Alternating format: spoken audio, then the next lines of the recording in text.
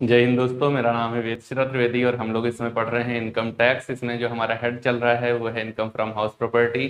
Income from house property से related मैंने आपको 8 वीडियोस प्रोवाइड करा रखे हैं, जिसमें इस हेड की पूरा का पूरा रूलिंग, पूरा ओवरव्यू मैंने आपको दे रखा है। कुछ न्यूमेरिकल प्रॉब्लम्स भी 4 न्यूमेरिकल क्वेश्चन मैं आपको करा चुका हूँ। 2 क्वेश्चन मैंने आपको कराए थे सेल्फ ऑक्यूपाइड हाउस के, और उसमें बेसिक कंडीशन मैंने बताई थी इंटरेस्ट ऑन लोन का कैलकुलेशन कैसे किया जाता है। वैकेंट हाउस आपको बता चुका हूं, लेट आउट हाउस आपको बता चुका हूं। आज इस हेड से रिलेटेड मैं अपनी तरफ से लास्ट क्वेश्चन करने वाला हूं, जो कि बहुत ही अच्छा क्वेश्चन है। इस क्वेश्चन के अंदर मैं आपको यह बताऊंगा कि कितने मकान कोई व्यक्ति अपने स्वयं के निवास के लिए ले सकता है, और अगर ये ऑप्शन उसको खुद दिया जाए या उसको खुद सेलेक्ट करना हो कि कौन से मकान हम रखें अपने निवास के लिए, तो उनका निर्धारण कैसे किया जाएगा उसके द्वारा, या उसको कैसे करना चाहिए। तो इस वीडियो में मैं आपको ये डिटेल में बताऊंगा। मेरी तरफ से ये लास्ट वीडियो होगा इस हेड से रिलेटेड। हाँ, अगर कोई आपकी समस्या रह जाती है तो आप हमारे Facebook page commerce with Vedashira, या फिर मेरे Telegram channel commerce with Vedashira, या फिर मेरे मेल पर आप क्वेश्चन को भेज सकते हैं। मैं आपको वादा करता हूं कि प्रॉपर रिस्पांस मैं आपको दूंगा, और आपकी समस्याओं में मैं हमेशा आपके साथ में हूं। तो आज हम लोग अपना क्वेश्चन स्टार्ट करें इससे पहले, यदि आपने अभी तक हमारा चैनल सब्सक्राइब नहीं किया हुआ है तो कर लीजिए, और बेल आइकन को जरूर प्रेस कर लीजिए ताकि आने वाले वीडियोस का नोटिफिकेशन आपको आसानी के साथ मिल सके।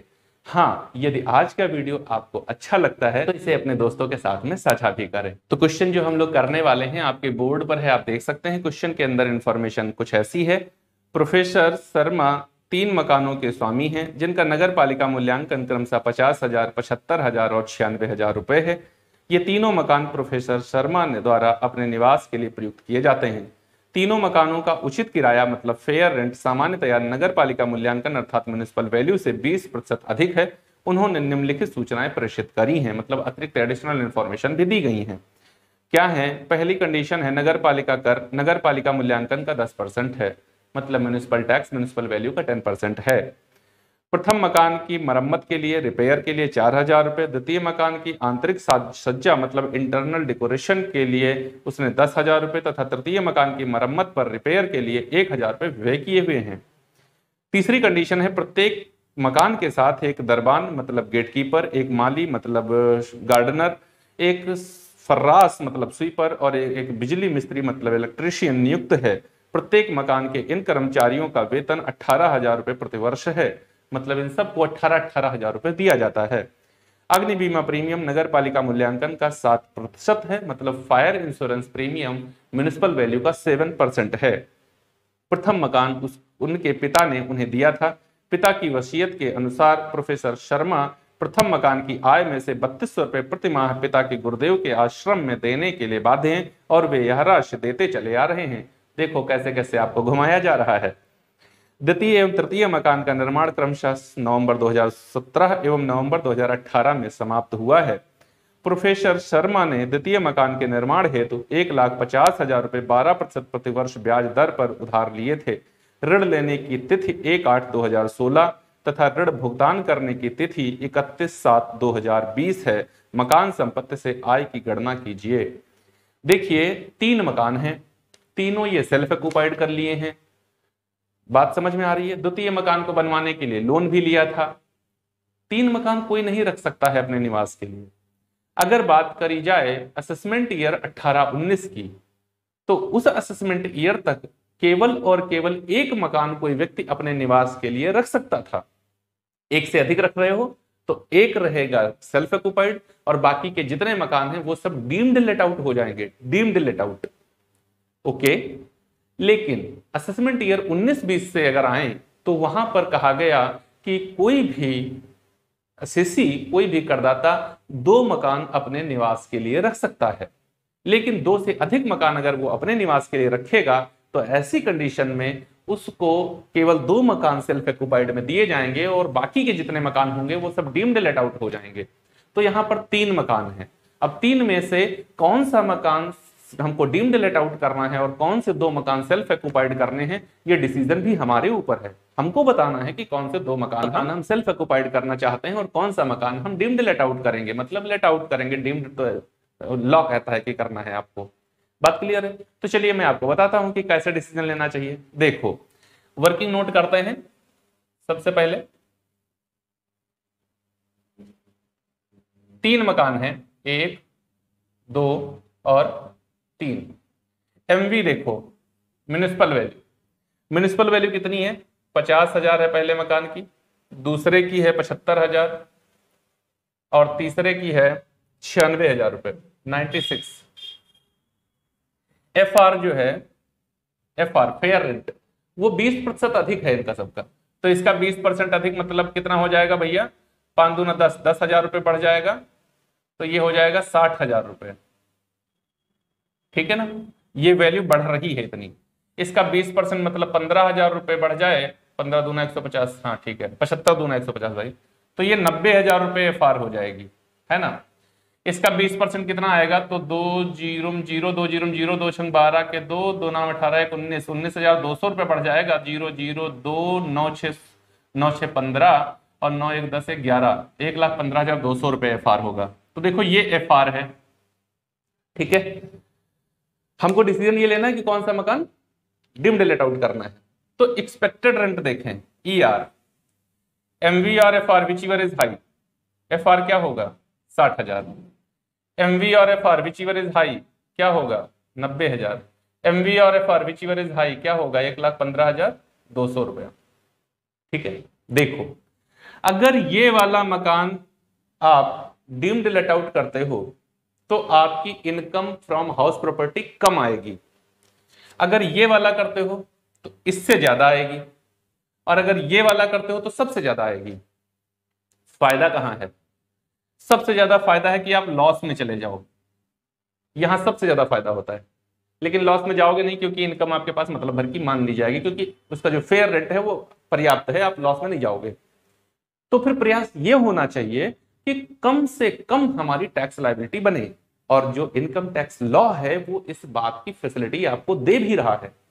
वो कहता है कि एसएससी को यह अधिकार है कि वो अपना कर दायित्व निश्चित नियमों और प्रावधानों का प्रयोग करते हुए जितना कम कर सकता है उतना कर ले, मतलब टैक्स प्रोविजन कर सकता है कोई भी एसएससी। तो मेरे पास ही ये अधिकार है कि मैं टैक्स का प्रोविजन कर सकता हूं, टैक्स मैनेजमेंट कर सकता हूं। तो फिर हमको क्या करना चाहिए कि जिस मकान में, देखो ध्यान दीजिएगा, अगर हमको ही डिसीजन लेना हो कि कौन से मकान को हम लेट आउट करें, कौन से मकान को हम सेल्फ ऑक्युपाइड करें, तो देखिए भाई मेरे, अगर इस वाले मकान को हम डीम्ड लेट आउट कर लें, डीम्ड लेट आउट कर लें, तो मेरी इनकम कम आएगी, और इनकम कम आएगी तो हमको टैक्स कम देना पड़ेगा। और इन दोनों ही मकानों को हम लोग क्या करें, इन दोनों ही मकानों को हम लोगों को क्या करना चाहिए, इन दोनों मकान को सेल्फ ऑक्युपाइड कर देना चाहिए। तो कर देंगे। तो हमको क्या करना है, पहला मकान डीम्ड लेट आउट और दूसरा और तीसरा मकान सेल्फ ऑक्युपाइड करेंगे। क्यों? क्योंकि सेल्फ ऑक्युपाइड का एनुअल वैल्यू निल होता है, और एनुअल वैल्यू जब निल होगा तो यहां की वैल्यू निल हो जाएगी, टैक्सेबल इनकम नहीं रह जाएगी।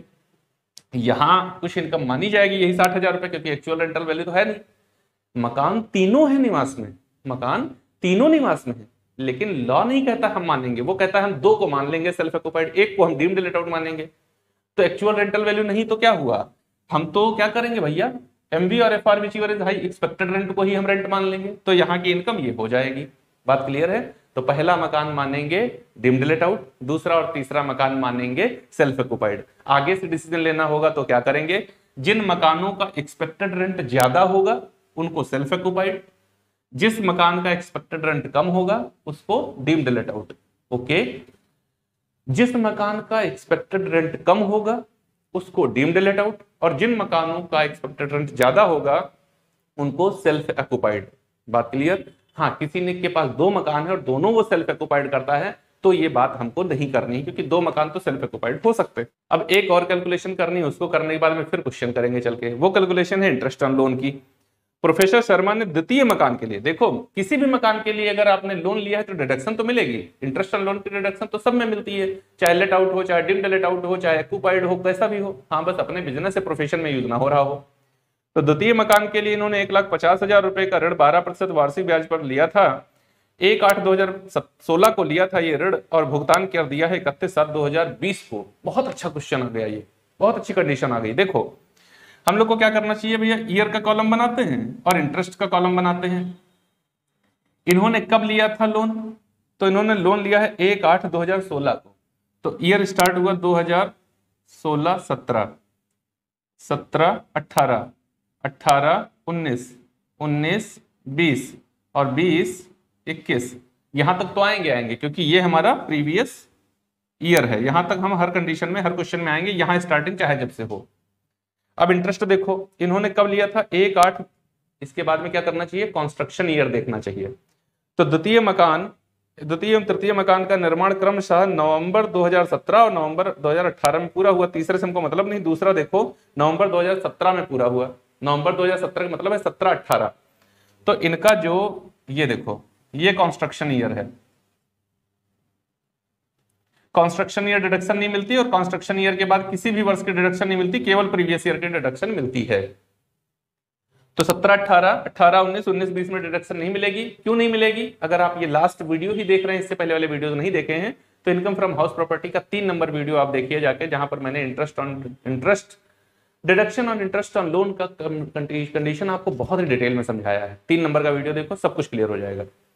अब आओ यहां पर 16-17 में कितना मिलेगा, देखो 1,50,000 रुपए का ऋण लिया है भाई साहब ने। कितने प्रतिशत दर पर, 12% दर पर। कितना वर्ष भर का ब्याज बनेगा जाके, तो 12,0,0, 12,0,0, 12,5 60 और 12,1 12,6 18,000 रुपए का ब्याज बनेगा पूरे वर्ष का।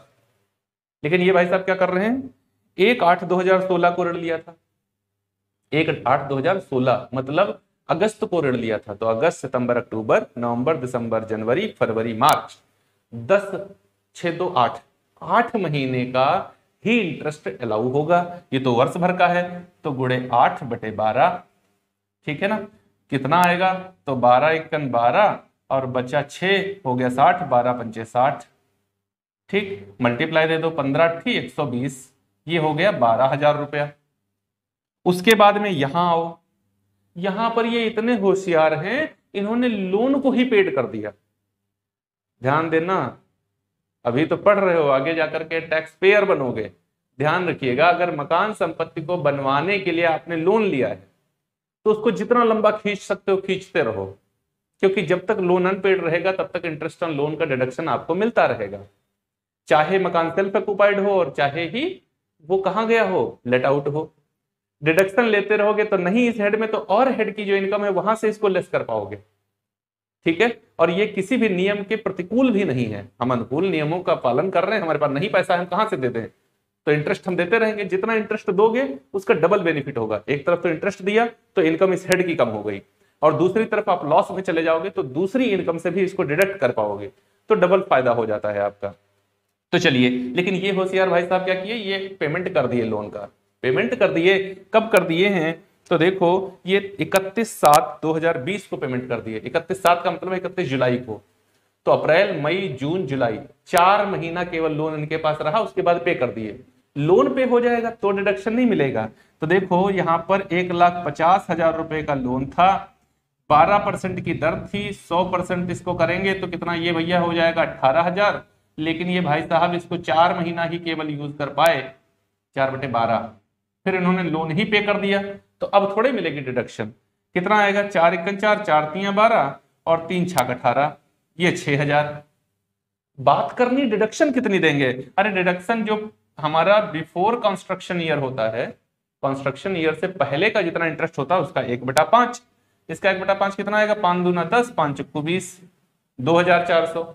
और प्रीवियस ईयर का पूरा पैसा ये डिडक्शन दे देते हैं, तो इनको 6,000 और 2,400, कितना 6,000 प्रीवियस ईयर वाला, और प्रीसीडिंग प्रीवियस ईयर का इंटरेस्ट जो है उसका 1/5, 2,400 रुपया, मतलब 8,400 रुपया दूसरे मकान में इंटरेस्ट ऑन लोन का डिडक्शन मिलेगा। उम्मीद है आप बात को भली भांति समझ गए होंगे। ये वाला पॉइंट बहुत अच्छा आया, ये वाला पॉइंट बहुत अच्छा आया, इस पे बहुत ध्यान रखिएगा।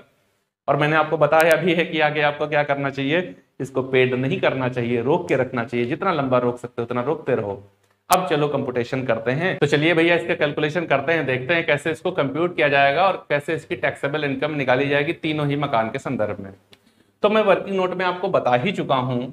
सबसे पहले क्या करेंगे, फर्स्ट हाउस, फर्स्ट हाउस को क्या करूंगा मैं, डीम्ड लेट आउट करूंगा, deemed let out. Deemed let out मकान के संदर्भ में, डीम्ड लेट आउट हाउस के संदर्भ में क्या करना होता है, जीएवी होती है एक्सपेक्टेड रेंट और actual rent which ever is high. Actual rent है ही नहीं, एक्सपेक्टेड रेंट कितना है मैं आपको वर्किंग नोट में बता के आया हूं। तो ग्रॉस एनुअल वैल्यू मेरी क्या बनेगी, जीएवी 60,000 रुपए, उधर मैं आपको बता करके आया हूं वर्किंग नोट में 60,000 रुपए आया था ना, ठीक है। ग्रॉस एनुअल वैल्यू हो गया एक्सपेक्टेड रेंट और actual rent which ever is high. FR था 60,000, म्युनिसिपल वैल्यू था 50,000, दोनों में ज्यादा हुआ 60,000, इसलिए एक्सपेक्टेड रेंट हो गया 60,000, ठीक है। एक्चुअल रेंट है ही नहीं, तो जीएवी हो गई 60,000। इसमें से माइनस करेंगे म्युनिसिपल टैक्स। म्युनिसिपल टैक्स कितना है, at the rate 10% of MV. MV कितनी थी, 50,000। 50,000 रुपए का 10% कितना आएगा, 5,000 रुपए म्युनिसिपल टैक्स। डिडक्शन दे दीजिए, कितना बचेगा, 55,000 रुपए। अनरियलाइज रेंट है नहीं, ये क्या हो जाएगा, 55,000 रुपए ही क्या हो जाएगा, एनुअल वैल्यू हो गई। जब एनुअल वैल्यू हो गई तो इसमें से आप स्टैंडर्ड डिडक्शन दे दो। स्टैंडर्ड डिडक्शन अंडर सेक्शन जरूर लिखना, ए कितनी देते हैं, eight the rate 30% of annual value. बच्चे डायरेक्ट 30% निकाल देते हैं। अरे यार, आप अपने आप को रिप्रेजेंट कर रहे हो एग्जामिनर के सामने, खुद जा नहीं पा रहे हो, आपकी कॉपी जा रही है, तो कॉपी में जितना स्पष्ट तरीके से इंफॉर्मेशन को आप प्रेजेंट कर पाओगे उतने अच्छे नंबर पाओगे। और अगर आपको शॉर्टकट पसंद है तो फिर एग्जामिनर को भी ये मान के मत चलिए कि लॉन्ग वे पसंद है, उसको भी शॉर्टकट पसंद है। 15 नंबर में 10 पकड़ा देगा, ले जाओ। तो ऐसा मत करिएगा, पूरा कंप्लीट लिखिएगा। मैं आपको पढ़ा रहा हूं, मैं लिख सकता हूं सीधा 30%, नहीं लिख रहा हूं, मैं पूरा लिख रहा हूं। स्टैंडर्ड डिडक्शन किस सेक्शन में देंगे, कितनी देंगे, लिख रहा हूं ना। आपको भी यही करना है।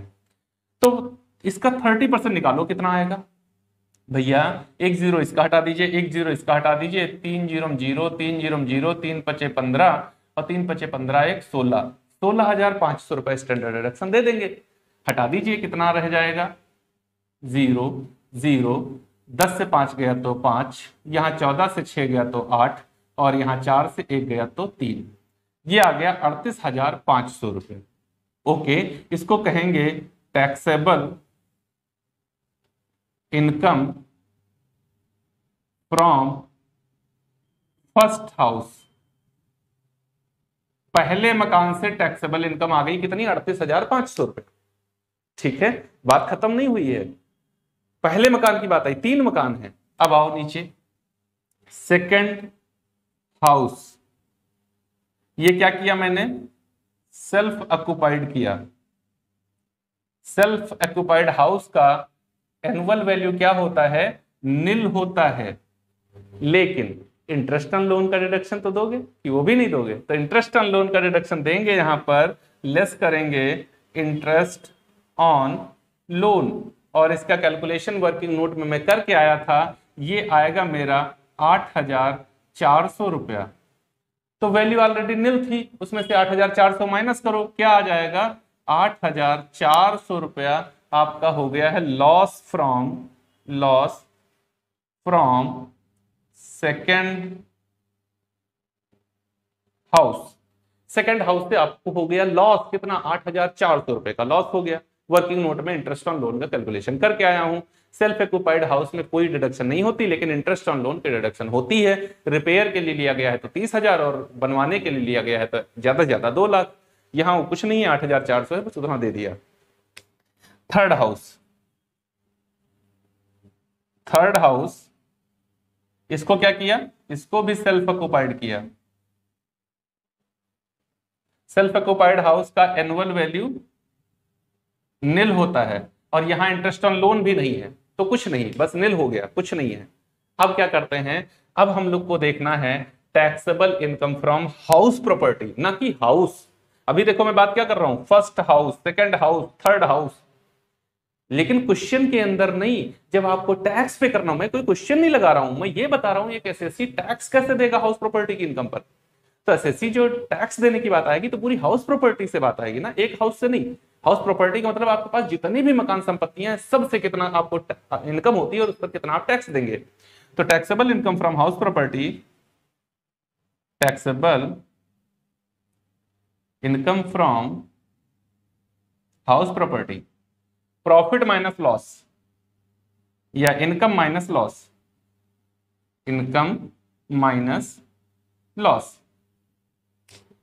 अगर इनकम कम हो लॉस ज्यादा हो तो लॉस में चले जाओ, लेकिन यहां ऐसा नहीं है। यहां इनकम है 38,500 और लॉस है 8,400। कितना बचेगा? 30,100। कितना आएगा? 30,100। 0 0 5 से 4 गया 1 और 8 से 8 गया 0 3। कितना आ जाएगा? 30,100। और ये हो गया आपका इनकम फ्रॉम हाउस प्रॉपर्टी। ये 30,100 रुपए पर टैक्स देगा इस असेसमेंट ईयर में। तो उम्मीद है आपको ये क्वेश्चन बेहद आसान तरीके से भली भांति सरलता पूर्वक समझ में आ गया होगा। जैसा भी समझ में आया है आपकी प्रतिक्रियाएं हम तक कमेंट बॉक्स में जरूर दिया करें। वीडियो को लाइक करें, अगर चैनल सब्सक्राइब नहीं किया है तो कर लें और इसको अपने दोस्तों के साथ में भी वीडियो को साझा करें। मेरी तरफ से यह चैप्टर अब समाप्त हो चुका है। हाँ, अगर कोई आपकी समस्या है तो मैं आपको बता चुका हूं, मेरे फेसबुक पेज या फिर मेरे टेलीग्राम चैनल या फिर मेरे मेल पर आप मुझे अपनी समस्याएं भेज सकते हैं। मैं उसका प्रॉपर सोल्यूशन अगर मेरी सामर्थ्य में हुआ तो मैं आपको जरूर दूंगा, और अगर मेरी सामर्थ्य के बाहर भी हुआ तो मैं कहीं से भी उसका सोल्यूशन निकाल के लाऊं, ढूंढ के लाऊं, पूछ के आऊं, लेकिन आपको जरूर बताऊंगा। अब हम लोग इनकम टैक्स में मिलेंगे अपने अगले वीडियो में और वहां से स्टार्ट करेंगे income from business and profession. इसको कैसे कैलकुलेट किया जाता है, कैसे इसकी इनकम का निर्धारण करेंगे और कैसे इसकी इनकम पर टैक्स लगाते हैं, उसके लिए क्या नियम है, क्या प्रावधान है, विस्तृत तरीके से मैं आपको समझाऊंगा।